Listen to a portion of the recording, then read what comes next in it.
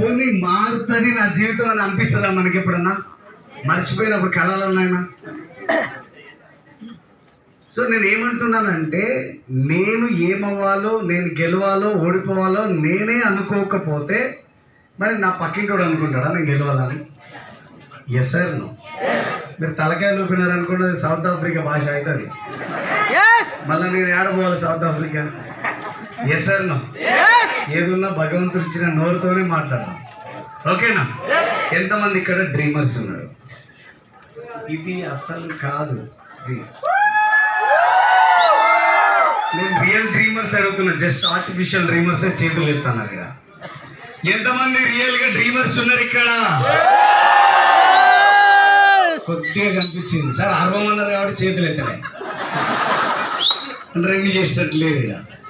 మనస్ఫూర్తిగా అడుగుతున్నా, ఎంతమంది రియల్ డ్రీమర్స్ ఉన్నారు ఇక్కడ?